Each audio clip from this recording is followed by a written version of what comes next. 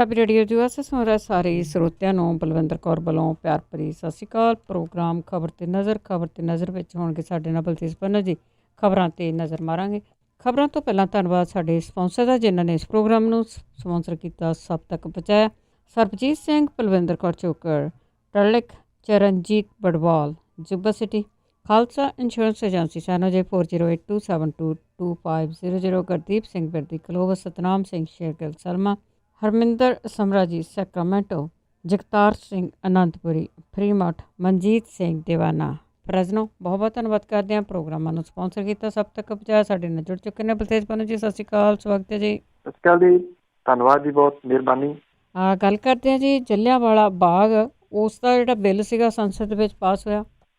ਬਿਲਕੁਲ ਜੀ, ਐਕਚੁਅਲੀ ਇਹ ਕਿਉਂਕਿ ਏਜੰਡੇ ਦੇ ਉੱਤੇ ਸੀਗਾ ਜੀ ਬੀਜੇਪੀ ਦੇ ਦੇਰ ਤੋਂ ਕਿ ਜਲਿਆਂਵਾਲਾ ਬਾਗ ਕੌਮੀ ਯਾਦਗਾਰੀ ਸੋਧ ਬਿੱਲ ਜਿਹੜਾ ਸੀਗਾ ਉਹ ਸੰਸਦ ਦੇ ਵਿੱਚ ਪਾਸ ਹੋ ਗਿਆ। ਲੋਕ ਸਭਾ ਨੇ ਇਹ ਬਿੱਲ ਅਗਸਤ ਦੇ ਵਿੱਚ ਹੀ ਪਾਸ ਜਿਹੜਾ ਦੀ ਉਹ ਕਰਤਾ ਸੀਗਾ।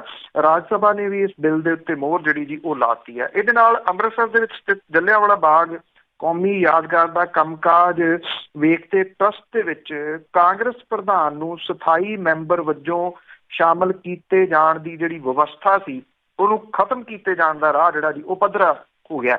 ਰਾਜ ਸਭਾ ਨੇ ਇਹ ਬਿੱਲ ਜਿਹੜਾ ਜੀ ਉਹ ਜ਼ਬਾਨੀ ਵੋਟਾਂ ਦੇ ਨਾਲ ਪਾਸ ਕੀਤਾ।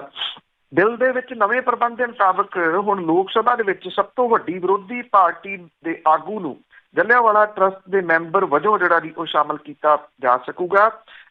ਜਿਹੜਾ ਸੈਰ ਸਪਾਟਾ ਮੰਤਰੀ ਆ ਪ੍ਰਹਲਾਦ ਸਿੰਘ ਪਟੇਲ ਨੇ ਇਹਦੇ ਉੱਤੇ ਜਿਹੜੀ ਹੋਈ ਚਰਚਾ ਸੀ ਉਹਨੂੰ ਸਮੇਟਦਿਆਂ ਹੋਇਆ ਇਹ ਗੱਲ ਕਹੀ ਕਿ ਇਸ ਬਿੱਲ ਦੇ ਨਾਲ ਟਰਸਟ ਦੇ ਵਿੱਚ ਪਹਿਲਾਂ ਤੋਂ ਮੌਜੂਦ ਸਿਆਸੀ ਰੰਗਤ ਜਿਹੜੀ ਜੀ ਉਹ ਖਤਮ ਹੋਊਗੀ। ਇਹ ਵੀ ਕਿਹਾ ਗਿਆ ਜੀ ਕਿ ਜਿਹੜੀ ਵਿਰੋਧੀ ਧਿਰ ਹੈ ਉਹ ਇੱਕ ਵਿਵਸਥਾ ਦੇ ਨਾਲ ਉਹਨਾਂ ਨੂੰ ਦਿੱਕਤ ਹੈ ਜਿਹਦੇ ਵਿੱਚ ਪਾਰਟੀ ਕਾਂਗਰਸ ਦੇ ਪ੍ਰਧਾਨ ਨੂੰ ਟਰਸਟੀ ਵਜੋਂ ਹਟਾਉਣ ਦੀ ਜਿਹੜੀ ਜੀ ਉਹ ਤਜਵੀਜ਼ ਆ।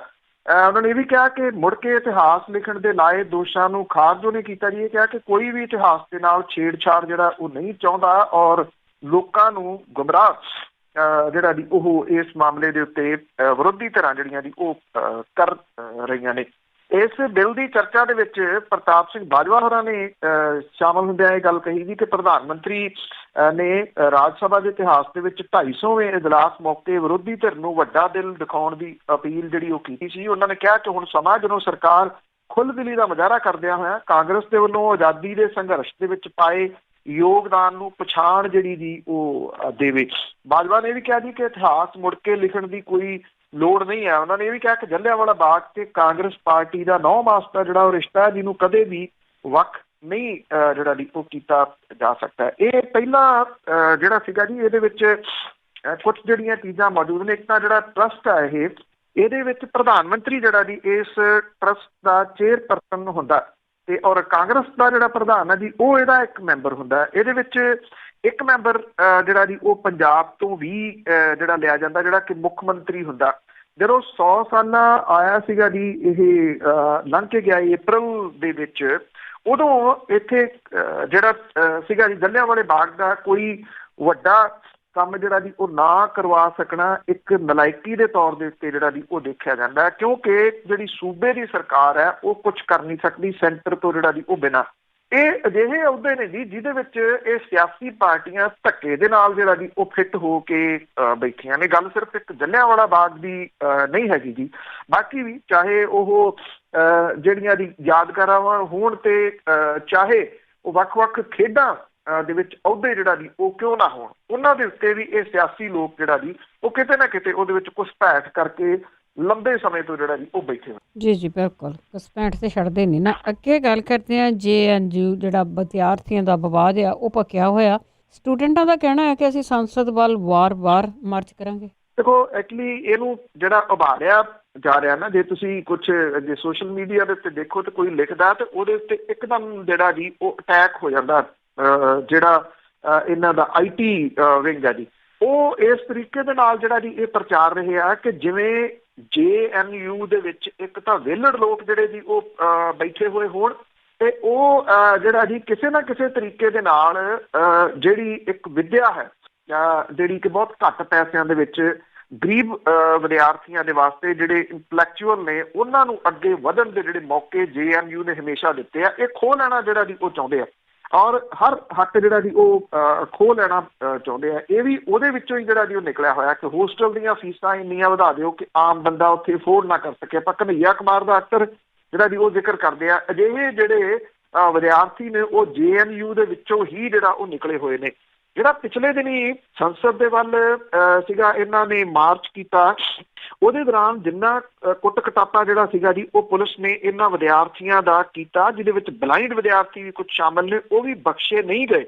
ਔਰ ਇੱਥੇ ਜਿਹੜੇ ਵਿਦਿਆਰਥੀ ਸੀਗੇ ਉਹਨਾਂ ਨੇ ਜਿਹੜੀ JNU ਦੇ ਕੱਲ ਆਪਾਂ ਗੱਲ ਕੀਤੀ ਸੀ ਕਿ ਇਹਦੇ ਸੰਬੰਧੀ ਕਮੇਟੀ ਜਿਹੜੀ ਹੈ ਜੀ ਉਹ ਬਣਾਈ ਗਈ ਆ।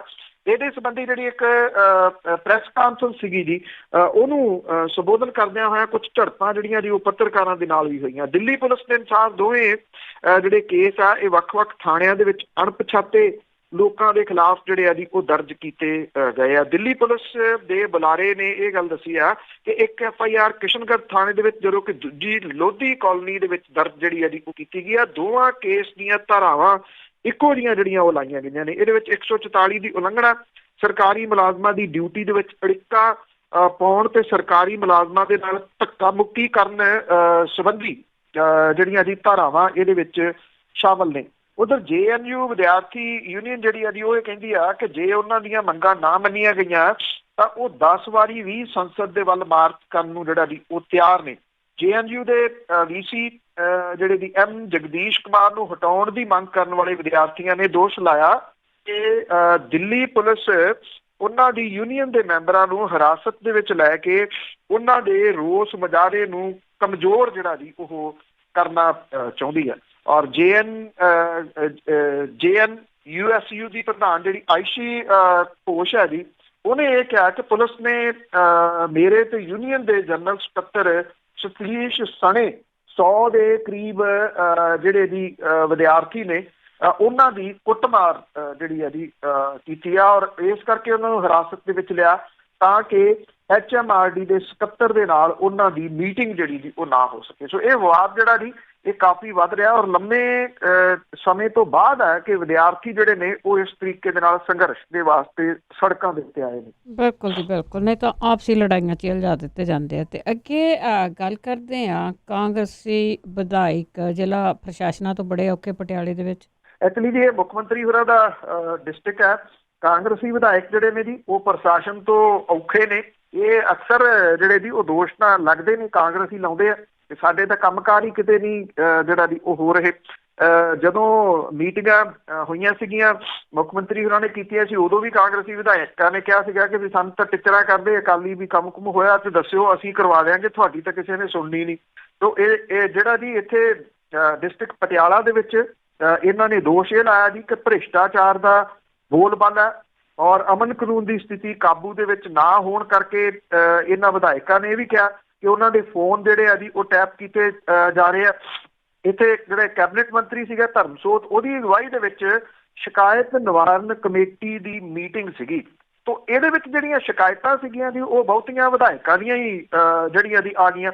ਡਿਸਟ੍ਰਿਕਟ ਦੀ ਅਫਸਰਸ਼ਾਹੀ ਵੀ ਉੱਥੇ ਮੌਜੂਦ ਸੀਗੀ। ਇੱਕ ਵਿਧਾਇਕ ਨੇ ਅਧਿਕਾਰੀ ਦੀ ਮੌਜੂਦਗੀ ਦੇ ਵਿੱਚ ਉਹਦੇ ਦੇ ਉੱਤੇ ਰਿਸ਼ਵਤ ਮੰਗਣ ਦੇ ਦੋਸ਼ ਤੱਕ ਜਿਹੜੇ ਜੀ ਉਹ ਲਾਤੇ।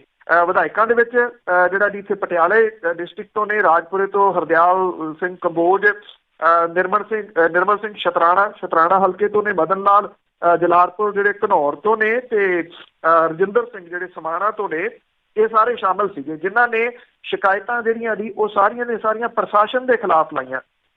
ਜਿਹੜਾ ਹਰਦਿਆਲ ਕੰਬੋਜ ਸੀ ਜੀ ਉਹਨਾਂ ਦੇ ਪਟਿਆਲੇ ਦੇ SDM ਦੇ ਉੱਤੇ ਇੱਕ ਮਾਮਲੇ ਦੇ ਵਿੱਚ ਉਹਦੇ ਹਮਾਇਤੀ ਇੱਕ ਕਾਂਗਰਸੀ ਆਗੂ ਤੋਂ 7 ਲੱਖ ਰੁਪਏ ਮੰਗਣ ਦੇ ਦੋਸ਼ ਜਿਹੜੇ ਜੀ ਉਹ ਲਾਤੇ। ਵਿਧਾਇਕਾਂ ਨੇ ਇਹ ਵੀ ਕਿਹਾ ਜੀ ਕਿ ਇਸ ਮਾਮਲੇ ਬਾਰੇ ਅਧਿਕਾਰੀ ਨੇ ਉਹਨੂੰ ਫੋਨ ਵੀ ਜਿਹੜਾ ਜੀ ਉਹ ਕੀਤਾ ਔਰ ਇਹ ਮਾਮਲਾ ਜਦੋਂ ਉਠਾਇਆ ਤਾਂ SDM ਇਸ ਮੀਟਿੰਗ ਦੇ ਵਿੱਚ ਮੌਜੂਦ ਸੀਗਾ ਜੀ। ਬਾਅਦ ਦੇ ਵਿੱਚ ਪੱਤਰਕਾਰਾਂ ਦੇ ਨਾਲ ਗੱਲਬਾਤ ਦੇ ਦੌਰਾਨ ਜਿਹੜਾ SDM ਨੇ ਜਿਹੜਾ ਜੀ ਇਹਨਾਂ ਦੋਸ਼ਾਂ ਦਾ ਖੰਡਨ ਕੀਤਾ। ਇਹ ਵੀ ਕਿਹਾ ਕਿ ਉਹ ਜਾਂਚ ਕਰਾਉਣ ਦੇ ਵਾਸਤੇ ਜਿਹੜਾ ਜੀ ਉਹ ਤਿਆਰ ਨੇ। ਹਰਦਿਆਲ ਕੰਬੋਜ ਨੇ CIA ਰਾਜਪੁਰਾ ਦੇ ਅਧਿਕਾਰੀਆਂ ਦੇ ਉੱਤੇ 1 ਲੱਖ ਨਸ਼ੀਲੀਆਂ ਗੋਲੀਆਂ ਸਣੇ ਫੜੇ ਇੱਕ ਵਿਅਕਤੀ ਨੂੰ ਛੱਡਣ ਦੇ ਦੋਸ਼ ਵੀ ਜਿਹੜੇ ਜੀ ਉਹ ਲਾਤੇ। ਜਲਾਲਪੁਰ ਜਿਹੜੇ ਕਿ ਘਨੌਰ ਤੋਂ ਨੇ, ਉਹਨੇ ਆਪਣੇ ਹਲਕੇ ਦੇ ਪਿੰਡ ਤਖਤੂ ਮਾਜਰਾ ਦੇ ਕਾਂਗਰਸੀ ਸਰਪੰਚ ਤੇ ਅਕਾਲੀ ਕਾਰਕੁਨਾਂ ਦੇ ਵੱਲੋਂ ਪਹਿਲਾਂ ਥਾਣੇ ਤੇ ਫਿਰ ਹਸਪਤਾਲ ਦੇ ਵਿੱਚ ਜਾ ਕੇ ਤੇਜ਼ਧਾਰ ਹਥਿਆਰਾਂ ਦੇ ਨਾਲ ਹਮਲਾ ਕਰਨ ਦੀ ਕਾਰਵਾਈ ਦਾ ਜਿਹੜਾ ਜੀ ਜ਼ਿਕਰ ਕਰਦਿਆਂ ਕਿਹਾ ਕਿ 4 ਦਿਨ ਪਹਿਲਾਂ ਪੁਲਿਸ ਨੇ 40 ਹਮਲਾਵਰਾਂ ਦੇ ਵਿੱਚੋਂ ਸਿਰਫ ਇੱਕ ਨੂੰ ਕਾਬੂ ਜਿਹੜਾ ਜੀ ਉਹ ਕੀਤਾ ਹੈ ਔਰ ਅਮਨ ਕਾਨੂੰਨ ਦੀ ਜਿਹੜੀ ਸਥਿਤੀ ਆ ਉਹ ਹੱਥੋਂ ਬਾਹਰ ਇੱਥੇ ਪਟਿਆਲਾ ਡਿਸਟ੍ਰਿਕਟ ਦੇ ਵਿੱਚ ਜਿਹੜੀ ਜੀ ਉਹ ਹੋਈ ਪਈ ਆ। ਜਿਹੜੇ ਇਹ ਵਿਧਾਇਕ ਸੀਗੇ ਜੀ ਉਹਨੇ ਇਹ ਵੀ ਇੱਕ ਨੇ ਗੱਲ ਕਹੀ ਕਿ ਇੱਕ ਮਹਿਲਾ ਜਿਹੜੀ ਅਕਾਲੀ ਆਗੂ ਆ ਉਹਦਾ ਹੱਥ ਵੀ ਇਹਦੇ ਵਿੱਚ ਇਸ ਹਮਲੇ ਦੇ ਵਿੱਚ ਹੈ। ਰਜਿੰਦਰ ਸਿੰਘ ਜਿਹੜਾ ਕਿ ਲਾਲ ਸਿੰਘ ਹੋਰਾਂ ਦਾ ਮੁੰਡਾ ਜੀ ਉਹਨਾਂ ਨੇ ਵੀ ਜਿਹੜਾ ਸੀਗਾ ਜੀ ਇਹ ਕਿਹਾ ਕਿ ਉਹਨਾਂ ਜਿਹੜੇ ਅਧਿਕਾਰੀ ਨੇ ਉਹਨਾਂ ਦੇ ਪਰਿਵਾਰ ਦੇ ਪ੍ਰਤੀ ਰਵੱਈਆ ਜਿਹੜਾ ਜੀ ਉਹ ਢੁਕਵਾਂ ਨਹੀਂ ਗਾ, ਨਾ ਉਹਨਾਂ ਦੀ ਕਿਤੇ ਕੋਈ ਸੁਣਵਾਈ ਜਿਹੜੀ ਜੀ ਉਹ ਹੋ ਰਹੀ ਆ। ਪਟਿਆਲਾ ਜ਼ਿਲ੍ਹੇ ਦੇ ਵਿੱਚੋਂ 7 ਕਾਂਗਰਸੀ ਵਿਧਾਇਕਾਂ ਦੇ ਵਿੱਚੋਂ ਕੈਪਟਨ ਅਮਰਿੰਦਰ ਸਿੰਘ ਸਣੇ, ਬ੍ਰਹਮਿੰਦਰਾ ਤੇ ਸਾਧੂ ਸਿੰਘ ਜਿਹੜਾ ਧਰਮਸੋਤ ਆ ਜੀ ਇਹ ਮੰਤਰੀ ਨੇ ਔਰ ਜਿਹੜਾ ਬਾਕੀ ਜਿਹੜੇ ਨੇ ਜੀ ਉਹਨਾਂ ਨੂੰ ਮੰਤਰਾਲਾ ਨਹੀਂ ਮਿਲਿਆ। ਤੇ ਨਾ ਇਹ ਵੀ ਗੱਲ ਹੋ ਸਕਦੀ ਹੈ, ਪਰ ਇਹ ਬੜੇ ਗੰਭੀਰ ਦੋਸ਼ ਨੇ ਜਿਹੜੇ ਪਟਿਆਲੇ ਦੇ ਵਿੱਚ ਇਹਨਾਂ ਕਾਂਗਰਸੀ ਵਿਧਾਇਕਾਂ ਨੇ ਲਾਏ ਨੇ, ਕਿਉਂਕਿ ਜੇ ਤਾਂ ਵਿਰੋਧੀ ਧਿਰਾਂ ਜਿਹੜੀਆਂ ਜੀ ਉਹ ਦੋਸ਼ ਲਾਉਂਦੀਆਂ ਨੇ ਫਿਰ ਉਹਦਾ ਮਤਲਬ ਹੋਰ ਹੁੰਦਾ ਕਿ ਵਿਰੋਧੀ ਧਿਰਾਂ ਨੇ ਤਾਂ ਇਹ ਕਹਿ ਦਿੱਤਾ ਜਾਂਦਾ ਕਿ ਉਹਨਾਂ ਨੇ ਦੋਸ਼ ਲਾਉਣੇ ਹੀ ਆ। ਜਿਹੜੇ ਰਿਸ਼ਵਤ ਦੇ 7-7 ਲੱਖ ਰੁਪਏ ਦੀ ਜਿਹੜੀ ਰਿਸ਼ਵਤ ਦੇ ਦੋਸ਼ ਜਿਹੜੇ ਉਹ ਲਾਏ ਜਾ ਰਹੇ ਆ ਉਹ ਵੀ ਮੁੱਖ ਮੰਤਰੀ ਦੇ ਡਿਸਟ੍ਰਿਕਟ ਦੇ ਵਿੱਚ ਗੰਭੀਰਤਾ ਜਿਹੜਾ ਜੀ ਇਹ ਮਾਮਲਾ ਹੈਗਾ। ਪਰ ਜੇ ਇਹਨੂੰ ਕੋਈ ਸਮਝੇ ਤਾਂ ਜੀ, ਕਿਉਂਕਿ ਅਕਸਰ ਜਿਹੜੇ ਵਿਧਾਇਕ ਨੇ ਜੀ ਉਹ ਮੁੜ ਕੇ ਬਰਾ ਲੈ ਜਾਂਦੇ ਨੇ, ਜਦੋਂ ਬਾਹਰ ਆਉਂਦੇ ਨੇ ਤੇ ਮੁੜ ਕੇ ਉਹ ਵੀ ਭੁੱਲ ਭੁਲਾ ਜਾਂਦੇ ਨੇ। ਬਿਲਕੁਲ ਜੀ, ਬਰਾ ਲੈ ਜਾਂਦੇ ਆ ਜਾਂ ਉਹਨਾਂ ਦਾ ਕੋਈ ਅਹੁਦਾ ਕੁਛ ਕਰ ਲਿਆ ਜਾਂਦਾ ਆ। ਇਸੇ ਤਰ੍ਹਾਂ ਸਾਰੇ ਜਿਹੜੇ ਆ ਉਹ ਰਲ ਮਿਲਿਆ। ਤੇ ਅੱਗੇ ਸ਼੍ਰੀ ਰਵੀ ਦੀ ਗੱਲ ਜੇ ਕਰੀਏ ਤਾਂ ਉਸ ਦਾ ਜਿਹੜਾ ਉਹ ਵਿਵਾਦਾਂ ਦੇ ਵਿੱਚ ਘਿਰ ਗਿਆ। ਇਹ ਇੱਥੇ ਜੀ ਬਾਬਾ ਫਰੀਦ ਯੂਨੀਵਰਸਿਟੀ ਆ ਤੇ ਸਰਕਾਰੀ ਖਰਚੇ ਦੇ ਉੱਤੇ 23 ਨਵੰਬਰ ਨੂੰ ਪ੍ਰਵਚਨ ਕਰਨ ਆ ਰਿਹਾ ਜੀ ਸ਼੍ਰੀ ਰਵੀ ਸ਼ੰਕਰ। ਹੁਣ ਇਹ ਫੇਰੀ ਜਿਹੜੀ ਜੀ ਉਹ ਵਿਵਾਦਾਂ ਦੇ ਵਿੱਚ ਉਹਦੇ ਆਉਣ ਤੋਂ ਪਹਿਲਾਂ ਘਿਰ ਗਈ ਹੈ। ਬਾਬਾ ਫਰੀਦ ਯੂਨੀਵਰਸਿਟੀ ਨੇ ਭਾਵੇਂ ਧਾਰਮਿਕ ਗੁਰੂ ਦੀ ਫੇਰੀ ਦੇ ਵਾਸਤੇ ਤਿਆਰੀਆਂ ਜਿਹੜੀਆਂ ਜੀ ਉਹ ਮੁਕੰਮਲ ਕੀਤੀਆਂ ਨੇ, ਪਰ ਪੰਜਾਬ ਸਟੂਡੈਂਟ ਯੂਨੀਅਨ ਨੇ ਇਹ ਐਲਾਨ ਜਿਹੜਾ ਜੀ ਕੀਤਾ ਕਿ ਉਹ ਪੰਜਾਬ ਦੇ ਉੱਚ ਪੱਧਰੀ ਵਿਦਿਅਕ ਅਦਾਰੇ ਦੇ ਵਿੱਚ ਕਿਸੇ ਵੀ ਵਿਅਕਤੀ ਨੂੰ ਧਰਮ ਪ੍ਰਚਾਰ ਦੀ ਆਗਿਆ ਨਹੀਂ ਦੇਣਗੇ ਤੇ ਧਾਰਮਿਕ ਗੁਰੂ ਦੇ ਆਉਣ ਤੇ ਉਹਨਾਂ ਦਾ ਘਿਰਾਓ ਜਿਹੜਾ ਵੀ ਉਹ ਕੀਤਾ ਜਾਊਗਾ। ਪੰਜਾਬ ਸਟੂਡੈਂਟ ਯੂਨੀਅਨ ਦੇ ਜਿਹੜੇ ਆਗੂ ਨੇ ਪੰਜਾਬ ਦੇ ਰਣਬੀਰ ਸਿੰਘ ਰੰਧਾਵਾ, ਹਰਦੀਪ ਕੋਟਲਾ, ਕੇਸ਼ਵ ਆਜ਼ਾਦ ਜਿਹੜੇ ਦੀ ਉਹਨਾਂ ਨੇ ਇਹ ਗੱਲ ਕਹੀ ਹੈ ਕਿ ਬਾਬਾ ਫਰੀਦ ਮੈਡੀਕਲ ਯੂਨੀਵਰਸਿਟੀ ਵਿਦਿਆਰਥੀਆਂ ਦੀਆਂ ਫੀਸਾਂ ਵਧਾ ਕੇ ਇਕੱਠੇ ਕੀਤੇ ਕਰੋੜਾਂ ਰੁਪਏ ਸੰਘ ਪਰਿਵਾਰ ਦੇ ਪ੍ਰਚਾਰ ਦੇ ਵਾਸਤੇ ਜਿਹੜਾ ਜੀ ਉਹ ਖਰਚ ਰਹੀ ਹੈ। ਉਹਨਾਂ ਨੇ ਇਹ ਵੀ ਗੱਲ ਕਹੀ ਕਿ ਯੂਨੀਵਰਸਿਟੀ ਦੇ ਵਿੱਚ ਵਿਦਿਆਰਥੀਆਂ ਦੀਆਂ ਫੀਸਾਂ ਤੋਂ ਇਕੱਠੇ ਹੋਏ ਪੈਸੇ ਦੇ ਨਾਲ ਧਰਮ ਪ੍ਰਚਾਰ ਨਹੀਂ ਹੋ ਸਕਦਾ। ਇਹਨਾਂ ਨੇ ਇਹ ਵੀ ਚੇਤਾਵਨੀ ਦਿੱਤੀ ਕਿ ਜੇ ਸ਼੍ਰੀ ਰਵੀ ਸ਼ੰਕਰ ਫਰੀਦਕੋਟ ਆਏ ਤਾਂ ਉਹਨਾਂ ਦਾ ਕਾਲੇ ਝੰਡਿਆਂ ਦੇ ਨਾਲ ਸਵਾਗਤ ਜਿਹੜਾ ਜੀ ਉਹ ਕੀਤਾ ਜਾਊਗਾ। ਜਿਹੜੇ ਯੂਨੀਵਰਸਿਟੀ ਦੇ ਅਧਿਕਾਰੀ ਨੇ ਉਹਨਾਂ ਨੇ ਸ਼੍ਰੀ ਰਵੀ ਸ਼ੰਕਰ ਦੀ ਫੇਰੀ ਨੂੰ ਕਾਮਯਾਬ ਕਰਨ ਲਈ ਜਿਹੜਾ ਜੀ ਉਹ ਟਿੱਲ ਲਾਇਆ ਹੋਇਆ ਔਰ ਕਮੇਟੀਆਂ ਦਾ ਗਠਨ ਜਿਹੜਾ ਜੀ ਉਹ ਕੀਤਾ ਹੋਇਆ। ਇਹ ਜਿਹੜਾ ਰਵੀ ਸ਼ੰਕਰ ਹੈ ਜੀ ਇਹਦੀ ਪ੍ਰਬੰਧਕੀ ਟੀਮ ਨੇ ਵੀ ਯੂਨੀਵਰਸਿਟੀ ਦੇ ਸੈਨੇਟ ਹਾਲ ਦਾ ਮੁਆਇਨਾ ਕੀਤਾ, ਜਿੱਥੇ 13 ਤਰੀਕ ਨੂੰ ਇਹ ਪ੍ਰੋਗਰਾਮ ਜਿਹੜਾ ਜੀ ਉਹ ਰੱਖਿਆ ਗਿਆ। ਇਹ ਵੀ ਕਿਹਾ ਗਿਆ ਜੀ ਕਿ ਇਹ ਜਿਹੜਾ ਸ਼੍ਰੀ ਰਵੀ ਸ਼ੰਕਰ ਆ ਉਹਨੇ ਜੋ ਕੁਝ ਬੋਲਣਾ ਉਹ ਦੁਨੀਆ ਦੇ ਵਿੱਚ ਲਾਈਵ ਵਿਖਾਉਣ ਦੇ ਵਾਸਤੇ ਪ੍ਰਬੰਧ ਜਿਹੜਾ ਜੀ ਉਹ ਕੀਤਾ ਜਾ ਰਿਹਾ। ਇਹ ਜਿਹੜਾ ਰਵੀ ਸ਼ੰਕਰ ਹੈ ਜੀ ਉਹ ਹੈਲੀਕਾਪਟਰ ਦੇ ਰਾਹੀਂ ਫਰੀਦਕੋਟ ਪਹੁੰਚੂਗਾ ਔਰ ਯੂਨੀਵਰਸਿਟੀ ਦੇ ਧਾਰਮਿਕ ਆਗੂ ਤੇ ਉਹਦੇ ਨਾਲ ਆਉਣ ਵਾਲੇ ਪ੍ਰਬੰਧਕਾਂ ਨੂੰ ਕੀਮਤੀ ਤੋਹਫੇ ਦੇਣ ਦਾ ਵੀ ਜਿਹੜਾ ਜੀ ਉਹ ਪ੍ਰਬੰਧ ਕੀਤਾ ਹੋਇਆ ਜੀ। ਪੁਲਿਸ ਜਿਹੜੀ ਆ ਉਹ ਪੰਜਾਬ ਸਟੂਡੈਂਟ ਯੂਨੀਅਨ ਦੇ ਵੱਲੋਂ ਕੀਤੇ ਜਾ ਰਹੇ ਵਿਰੋਧ ਤੋਂ ਬਾਅਦ ਜਿਹੜੀ ਆ ਜੀ ਉਹ ਇਸ ਵੇਲੇ ਸਤਰਕ ਹੋਈ ਆ ਔਰ ਉਹ ਸੁਰੱਖਿਆ ਦੇ ਪ੍ਰਬੰਧਾਂ ਨੂੰ ਜਿਹੜਾ ਜੀ ਉਹ ਕਰ ਰਹੀ ਹੈ। ਦੇਖਿਆ ਜਾਵੇ ਕਿ ਬਾਬਾ ਫਰੀਦ ਜੀ ਜਿਨ੍ਹਾਂ ਦੇ ਨਾਂ ਦੇ ਉੱਤੇ ਇਹ ਫਰੀਦਕੋਟ ਸ਼ਹਿਰ ਵੀ ਵਸਿਆ, ਉੱਥੇ ਇਹ ਬਾਬਾ ਫਰੀਦ ਯੂਨੀਵਰਸਿਟੀ ਆ ਜੀ ਉਹਦੇ ਵਿੱਚ ਇਉਂ ਕਿਸੇ ਇੱਕ ਜਿਹੜਾ ਦੀ ਧਰਮ ਹੈ ਉਹਦਾ ਪ੍ਰਚਾਰ ਕਰਵਾਉਣਾ ਪੰਜਾਬ ਸਟੂਡੈਂਟ ਯੂਨੀਅਨ ਦੇ ਵੱਲੋਂ ਉਠਾਇਆ ਗਿਆ ਜਿਹੜਾ ਇਸ਼ੂ ਤਾਂ ਬਿਲਕੁਲ ਜਿਹੜਾ ਦੀ ਇਹ ਸਹੀ ਹੈ। ਤੋ ਇਸੇ ਹੀ ਤਰੀਕੇ ਦੇ ਨਾਲ ਕੁਝ ਚੀਜ਼ਾਂ ਜਿਹੜੀਆਂ ਇਹਨਾਂ ਦੀ ਉਹ ਜ਼ਬਰਦਸਤੀ ਵਾੜੀਆਂ ਜਾ ਰਹੀਆਂ। ਬਹੁਤ ਕੁਛ ਬਾੜ ਚੁੱਕੇ ਆ, ਜੇ ਹਜੇ ਵੀ ਲੋਕਾਂ ਨੂੰ ਸੁਰਤ ਨਾ ਆਈ ਤਾਂ ਬਹੁਤ ਕੰਮ ਖਰਾਬ ਹੋਊਗਾ।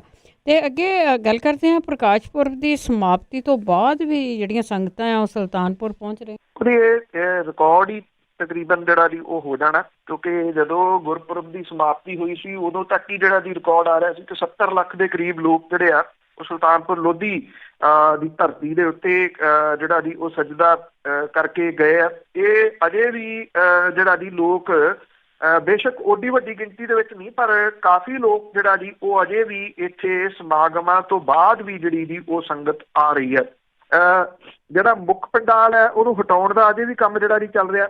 ਇਹਨੂੰ ਵੇਖਣ ਦੇ ਵਾਸਤੇ ਵੀ ਲੋਕ ਜਿਹੜਾ ਜੀ ਉਹ ਆ ਰਹੇ ਨੇ, ਕਿਉਂਕਿ ਭੀੜ ਦੇ ਵਿੱਚ ਬਹੁਤਾ ਕੋਈ ਦੇਖਿਆ ਨਹੀਂ ਗਿਆ ਬਹੁਤਿਆਂ ਕੋਲੋਂ।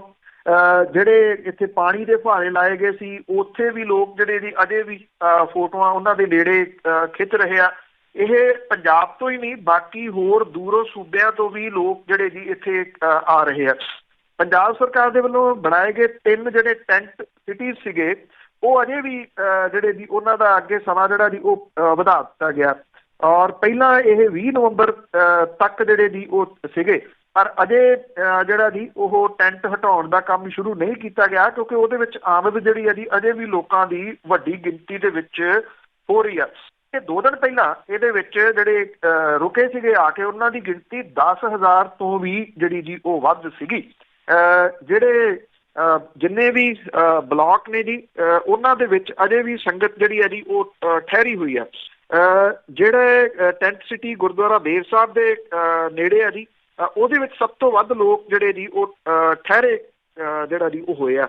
ਜਿਹੜੀ ਪ੍ਰਾਈਵੇਟ ਕੰਪਨੀ ਦੇ ਵੱਲੋਂ ਲਾਈ ਗਈ ਸੀਗੀ ਜਿਹੜੀ ਇੱਕ ਟੈਂਟ ਸਿਟੀ, ਉਹ ਤਾਂ ਜਿਹੜੀ ਜੀ ਹਟਾ ਦਿੱਤੀ ਗਈ ਗੁਰਪੁਰਬ ਤੋਂ ਅਗਲੇ ਦਿਨ ਹੀ, ਕਿਉਂਕਿ ਉਹਦਾ ਕਿਰਾਇਆ ਬਹੁਤ ਸੀਗਾ ਜੀ, ਜਿਹਦੇ ਵਿੱਚ ਵਿਦੇਸ਼ਾਂ ਤੋਂ ਆਏ ਹੋਏ ਬਹੁਤ ਸਾਰੇ ਲੋਕ ਸੀਗੇ। ਪਰ ਪੰਜਾਬ ਸਰਕਾਰ ਦੇ 3 ਟੈਂਟ ਸਿਟੀਜ਼ ਜਿਨ੍ਹਾਂ ਦੇ ਵਿੱਚ ਮੁਫਤ ਰਿਹਾਇਸ਼ ਦਾ ਪ੍ਰਬੰਧ ਸੀਗਾ ਜੀ, ਇਹ ਆਖਰੀ ਦਿਨਾਂ ਦੇ ਵਿੱਚ ਨੱਕੋ ਨੱਕ ਭਰੇ ਹੋਏ ਸੀ। ਅਜੇ ਵੀ ਇਹਨਾਂ ਦੇ ਵਿੱਚ ਜਿਹੜੇ ਆ ਕੇ ਲੋਕ ਰੁਕ ਰਹੇ ਨੇ ਉਹਨਾਂ ਦੀ ਵੱਡੀ ਗਿਣਤੀ ਜਿਹੜੀ ਜੀ ਉਹ ਹੈ। ਬੇਸ਼ੱਕ ਇਸ ਵੇਲੇ ਇਹ ਚਰਚਾ ਦਾ ਵਿਸ਼ਾ ਤਾਂ ਜਿਹੜਾ ਜੀ ਉਹ ਜ਼ਰੂਰ ਬਣਿਆ। ਇਹ ਜਿਹੜਾ ਸਿਟੀ ਸੀਗਾ, ਇੱਕ ਕਸਬਾ ਹੈ ਛੋਟਾ ਜਿਹਾ ਉਹ, ਪਰ ਇਹ ਹੈ ਜੀ ਕਿ ਮੁੜ ਕੇ ਜਿਹੜਾ ਜੀ ਸਰਕਾਰਾਂ ਵਗੈਰਾ ਜਿਹੜੀਆਂ ਉਹ ਭੁੱਲ ਭੁਲਾ ਜਾਂਦੀਆਂ ਨੇ। ਇਸੇ ਕਰਕੇ ਸੁਲਤਾਨਪੁਰ ਲੋਧੀ ਦੀ ਕਦੀ ਵੀ ਜਿਹੜਾ ਜੀ ਉਹ ਤਰੱਕੀ ਨਹੀਂ ਜਿਹੜਾ ਜੀ ਉਹ ਹੋ ਸਕੀ। ਗੁਰਪੁਰਬ ਦੇ ਮੌਕੇ ਦੇ ਉੱਤੇ ਤਾਂ ਜ਼ਰੂਰ ਜਿਹੜਾ ਜੀ ਇਹ ਯਾਦ ਆਉਂਦਾ। ਬਿਲਕੁਲ ਜੀ, ਕੁਛ ਵੀ ਨਹੀਂ ਬਣਿਆ ਹਾਂ ਉੱਥੇ ਚੱਜ ਦਾ। ਤੇ ਅੱਗੇ ਗੱਲ ਕਰਦੇ ਹਾਂ ਜੀ, ਇੱਕ ਬੜੀ ਭਿਆਨਕ ਜਿਹੀ ਚਾਲ ਚੱਲੀ ਜਾ ਰਹੀ ਹੈ। ਡਾਕ ਦੇ ਵਿੱਚ ਇੱਕ ਪ੍ਰਸ਼ਾਦ ਆ ਰਿਹਾ ਜਿਹੜਾ ਜ਼ਹਿਰੀਲਾ ਆ, ਲੋਕ ਖਾ ਕੇ ਬਿਮਾਰ ਹੋ ਰਹੇ। ਬਿਲਕੁਲ ਜੀ, ਇਹਦੇ ਸੰਬੰਧੀ ਕੁਛ ਵੀਡੀਓਜ਼ ਵੀ ਜਿਹੜੀਆਂ ਜੀ ਉਹ ਸਾਹਮਣੇ ਆ ਰਹੀਆਂ ਨੇ।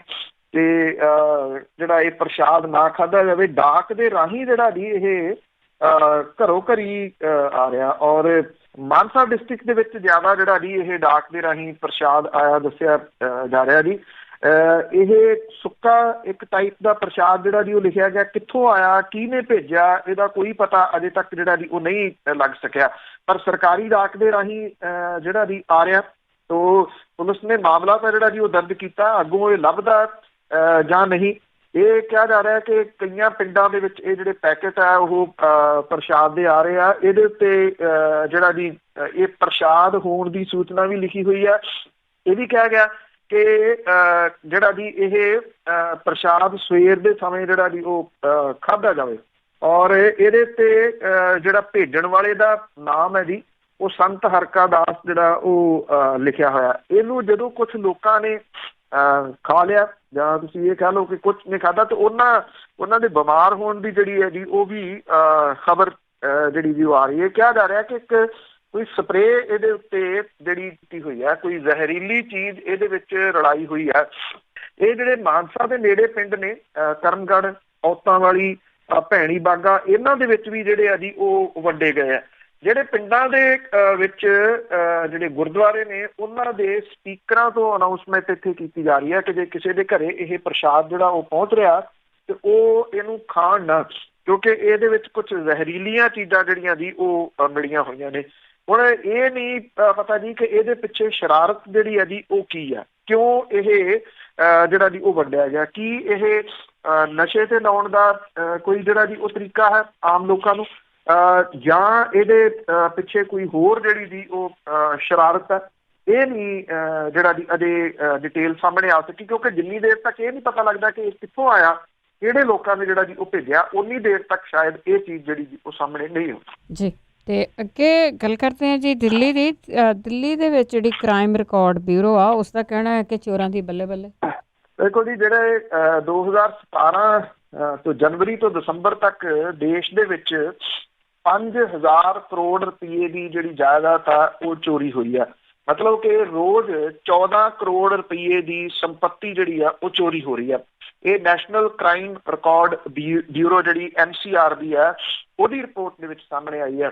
ਚੋਰੀ ਹੋਈ ਜਿਹੜੀ ਸੰਪੱਤੀ ਆ ਉਹ ਵਾਪਸ ਮਿਲਣ ਦਾ ਅੰਕੜਾ ਜਿਹੜਾ ਜੀ ਉਹ ਬੜਾ ਨਿਰਾਸ਼ਾਜਨਕ ਇਸ ਰਿਪੋਰਟ ਦੇ ਮੁਤਾਬਕ ਜਿਹੜਾ ਜੀ ਉਹ ਦੱਸਿਆ ਗਿਆ, ਕਿਉਂਕਿ ਮਹਿਜ਼ 26% ਮਾਮਲਿਆਂ ਦੇ ਵਿੱਚ ਚੋਰੀ ਹੋਈ ਜਿਹੜੀ ਸੰਪत्ति ਆ ਉਹਦੀ ਰਿਕਵਰੀ ਹੋ ਸਕੀ ਆ।